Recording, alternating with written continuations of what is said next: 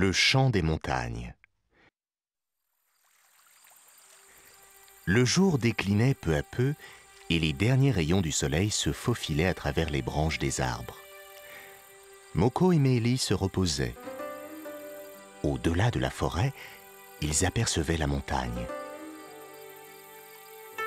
Soudain, une étonnante sonorité, longue et mélodieuse, envahit le paysage.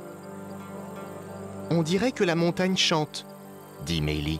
« Tu crois qu'elle nous appelle ?»« Viens, » dit Moko.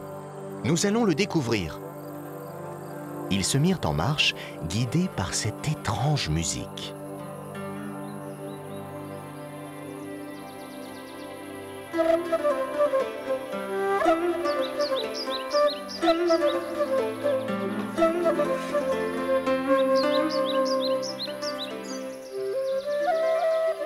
La nuit s'installait.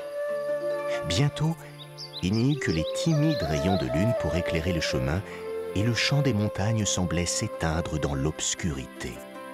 « La montagne se tait? Nous l'avons peut-être dérangée ?» dit Meili.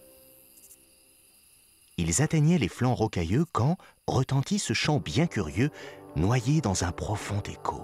Meili voulut faire demi-tour. « Ce sont les esprits de la montagne, ils ne veulent pas que l'on s'approche. »« N'aie pas peur, » dit Moko. Il entraîna Meili au-delà du chemin.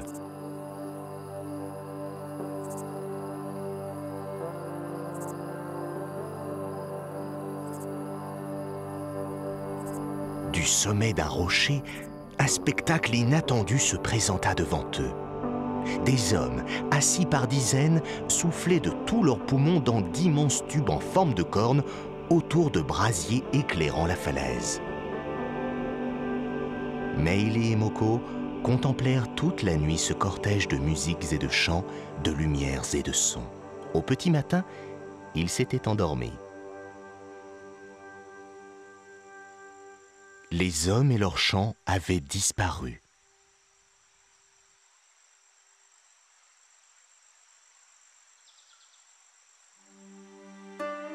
Un homme arriva et leur demanda « Que faites-vous ici? Avez-vous entendu le chant de la montagne ?» Meili et Moko n'osaient rien répondre. « Sachez que ce que nos oreilles entendent et ce que nos yeux perçoivent sont bien souvent ce que nous voulons entendre et voir. » Meili et Moko ne comprirent pas tout le sens de ces paroles, mais décidèrent de ne rien raconter du secret qui leur avait été dévoilé. Ils rentrèrent au village, fiers et heureux d'être les gardiens du mystère merveilleux des chants de la montagne. Qu'est-ce que l'écho? Quand on crie en montagne, on entend les mots que l'on prononce se répéter plusieurs fois, comme si quelqu'un répondait de l'autre côté de la vallée. Ohé, ohé, ohé, ohé.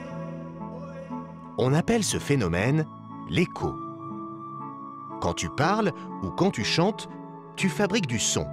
Les autres t'entendent. Eh bien, le son est une sorte de vague invisible qui se promène dans l'air et qui va droit devant elle.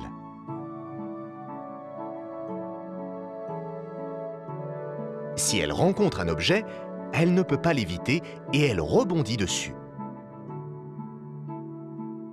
Plus l'objet sur lequel le son viendra taper est grand, plus l'écho sera fort et plus il y aura d'objets, plus il y aura d'écho.